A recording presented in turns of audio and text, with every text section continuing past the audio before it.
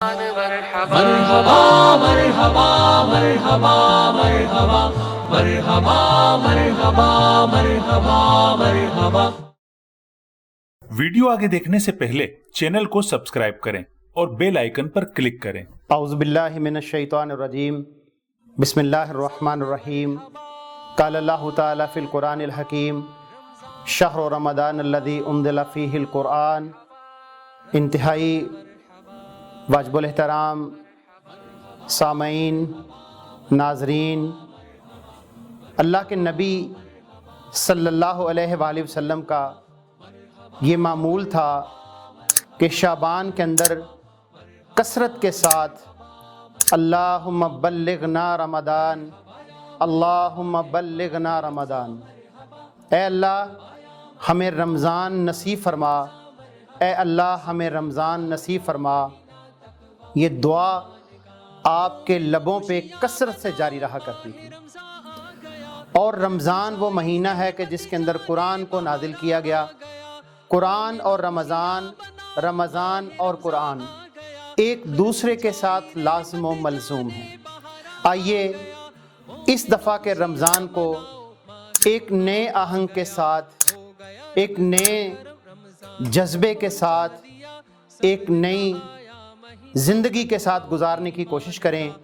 चंद चीज़ें इख्तसार के साथ मैं आपकी खिदमत में पेश करता हूँ। पहली चीज़ जिसको आपने अपनी ज़िंदगी का मामूल बनाना है, कोशिश करें कि इस रमज़ान के अंदर कोई नमाज आपकी तकबीर उला से छूटने ना पाए। दोबारा दोहरा रहा हूँ, रिपीट कर रहा हूँ कि कोशिश करें कोई भी नमाज आपकी तकबीर उला से छूटने ना पाए। दूसरी चीज़, रोज़ाना कुरान अज़ीमुश्शान का एक मखसूस हिस्सा तिलावत फरमाएँ। वो एक पारा भी हो सकता है, वो 2 भी हो सकते हैं, वो 3 भी हो सकते हैं। लिहाजा अपने मामूलात ज़िंदगी के अंदर कुरान को अपनी ज़िंदगी का मामूल बना लें। तीसरी चीज़ जिसकी तरफ मैं इशारा करना चाह रहा हूँ कि नमाज के औकात बिलखुसूस, और इसी तरह जब अज़ान हो जाती है तो अज़ान और इकामत के दरमियान का जो वक्त है, ये बहुत कीमती वक्त है। इस वक्त को अपनी दुआओं के लिए, अपनी मनाजात के लिए और अपनी हाजात के लिए और रब के कुर्ब को पाने के लिए इस्तेमाल कीजिए। इसी तरह जो सहरी का वक्त है और अफ्तारी का वक्त है, ये औकात इंसान की ज़िंदगी के सबसे कीमती औकात है। रमज़ान का अगर क्रक्स आप निकालना चाहें, रमज़ान की अगर आप रूह को समझना चाहें, तो ये 2 औकात ऐसे हैं कि जिन औकात को अगर हम मैनेज कर लें, इन औकात के अंदर हम अपने शेड्यूल को मुनज़्ज़म कर लें। जिस तरह आपने दस्तरखान बिछा दिया, सहरी की अनवाओ अक़साम की डिशेज़ आपने उसके ऊपर बिछा दी, और अब आपने देखा होगा कि मुख्तलिफ़ नौ किस्म के मज़हबी स्कॉलर उस वक़्त दीन का दर्स दे रहे होते हैं। हालांकि यही वो वक्त होता है जो दुआओं की कबूलियत का वक्त होता है। तो कोशिश करें इन औकात के अंदर कि जब अफ्तारी आपके दस्तरखान के ऊपर सज जाए, तो अपने बच्चों को बिठाएं, अपने अहले खाना को अपने साथ बिठाएं, और इनफरादी तौर पे या इज्तिमाई तौर पे अल्लाह ताला से दुआएं मांगें। इन औकात के अंदर अल्लाह ताला दुआओं को बहुत करीब से सुनता है और दुआओं को कबूल फरमाता है।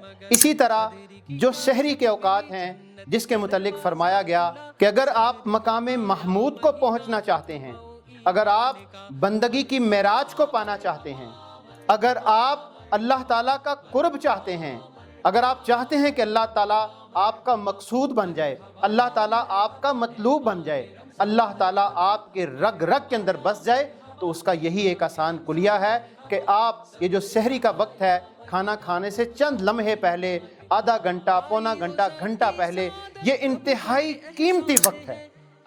और इस वक्त के बारे में भी कहा गया कि अल्लाह ताला की ज़ाते बाबरकात 7वें आसमान से पहले आसमान पर तशरीफ़ ले आते हैं, अपने दामन को फैला देते हैं और पूछते हैं कि कोई है मग़फ़रत मांगने वाला, मैं उसे मग़फ़रत दूँ।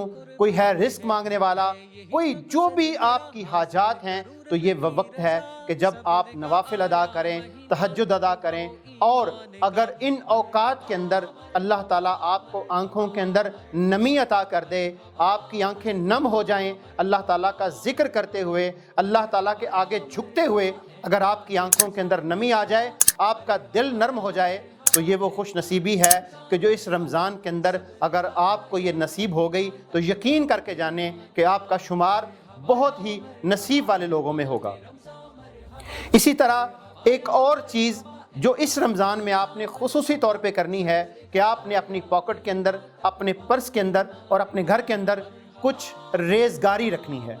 اس رمضان میں جو بھی ہاتھ اللہ کے نام پہ آپ کی طرف اٹھے، جو بھی دروازہ آپ کا نوک ہو، کھٹکھٹایا جائے دروازہ آپ کا، کوشش کریں کہ اس پورے مہینے کے اندر اپنے گھر والوں کو، اپنے بچوں کو اور آپ خود بھی کوشش کریں کہ جو بھی سائل آپ کے دروازے کے اوپر دستک دے، اس رمضان کے اندر کسی پھیلے ہوئے ہاتھ کو، کسی پھیلے ہوئے دامن کو ہم نے خالی ہاتھ نہیں لوٹانا۔ جو توفیق اللہ تعالیٰ کی ذات نے آپ کو عطا فرمائی ہے، جو قوت اور ہمت اللہ تعالیٰ کی ذات نے آپ کو عطا فرمائی ہے، آپ نے کوشش یہ کرنی ہے کہ کسی سائل کو خالی ہاتھ نہیں لوٹانا۔ آپ اللہ کے بندوں کو خالی ہاتھ نہیں لوٹائیں گے تو انشاءاللہ العزیز اللہ تعالیٰ آپ کو خالی ہاتھ نہیں لوٹائے گا۔ اسی طرح رمضان کا جو آخری عشرہ ہے، جسے ہم اعتکاف کا عشرہ کہتے ہیں، اللہ کے نبی صلی اللہ علیہ وسلم کا یہ معمول تھا کہ کوئی رمضان ایسا نہیں گزرا کہ جس رمضان کے اندر اللہ کے نبی صلی اللہ علیہ وآلہ وسلم نے اعتکاف نہ کیا ہو۔ اگر ہمت اور توفیق ہے تو اعتکاف کی نیت کریں، اور اگر اعتکاف کی نیت نہیں کر سکتے تو کم از کم جو لیول ہے اس کو اڈاپٹ ضرور کریں کہ 21ویں رات، 23ویں رات، 25ویں رات، 27ویں رات اور 29ویں رات کو لیلۃ القدر کو تلاش کریں۔ آپ صلی اللہ علیہ وسلم کا یہ معمول ہوتا تھا کہ ان تاک راتوں کے اندر آپ بالکل جس طرح آپ کہہ لیں کہ ایک آندھی اور طوفان کی طرح اللہ تعالیٰ کی مغفرت کو لوگ تلاش کرتے ہیں، اور اسی کے متعلق فرمایا گیا تھا کہ وَسَارِعُوا إِلَىٰ مَغْفِرَةٍ مِّن رَبِّكُمْ وَسَابِقُوا إِلَىٰ مَغْفِرَةٍ مِّن رَبِّكُمْ، کہ دوڑو، آگے بڑھو، سبقت لے جانے کی کوشش کرو اللہ تعالیٰ کی رحمت کی طرف، اور نیکیوں کے کاموں میں ایک دوسرے سے آگے بڑھنے کی کوشش کرو۔ تو اپنے گھر والوں کو اپنے ساتھ شامل کریں، اپنے بچوں کو اپنے ساتھ شامل کریں، اپنے اہل محلہ کو اپنے ساتھ شامل کریں، اور اس دفعہ کا رمضان جب آئے اور جب رمضان جا رہا ہو تو آپ کی زندگی کے اندر ایک واضح تبدیلی نظر آ رہی ہو، اور قرآن عظیم الشان کے ساتھ اپنا معمول بنا دیں۔ اور ایک اور بات جس کی طرف خصوصی توجہ دینے کی ضرورت ہے کہ نماز جو فرائض نماز آپ ادا کریں، فرائض نمازوں کو جب آپ ادا کریں تو فرائض نمازوں کے بعد کوشش کریں کہ اپنی جگہوں پہ بیٹھیں، جو مسنون اذکار ہیں اللہ تعالیٰ کے ذات سے، ان مسنون اذکار کے ذریعے سے اللہ تعالیٰ سے سب کچھ طلب کریں۔ اسی طرح فجر کی نماز کے بعد سورج کے طلوع ہونے تک کا جو وقت ہے یہ بھی بہت قیمتی وقت ہے، عام اوقات کے اندر بھی بہت قیمتی ہے، لیکن رمضان کے اندر تو اس وقت کے کیا کہنے، اس نصیب کے کیا کہنے، اس طلوع ہونے والی کرنوں کے کیا کہنے کہ جب وہ اللہ تعالیٰ کا پیغام لے کے آ رہی ہیں، اللہ تعالیٰ کی رحمتوں کی کرنوں کا نزول جب ہو رہا ہوتا ہے، تو یہ وہ وقت ہے کہ جب اللہ تعالیٰ کی ذات قبول کرتے ہیں۔ تو کوشش کریں کہ ان اوقات کو بھی اپنی زندگی کا معمول اور حصہ بنائیں تاکہ رمضان کے اندر ہم اپنے رب کو پا لیں۔ اور مطلوب اور مقصود کیا ہے کہ لعلکم تتقون، تاکہ تم اللہ تعالیٰ کا تقوی اختیار کرنے والے بن جاؤ، پرہیزگار بن جاؤ، اللہ تعالیٰ تمہارا مطلوب اور مقصود بن جائے۔ تو آئیے اس رمضان کو اس جذبے کے ساتھ، اس آہنگ کے ساتھ، اس امنگ کے ساتھ گزارنے کی کوشش کریں کہ جب یہ رمضان جا رہا ہو تو تقوی ہمارے رگو پے کے اندر سرایت کر چکا ہو، ہمارا رب ہماری امیدوں کا مرکز اور محور بن چکا ہو، اور دنیا ہمارے پاؤں کی ٹھوکر کے اوپر ہو، اور ہمارا رب ہماری رگوں کے اندر سما چکا ہو۔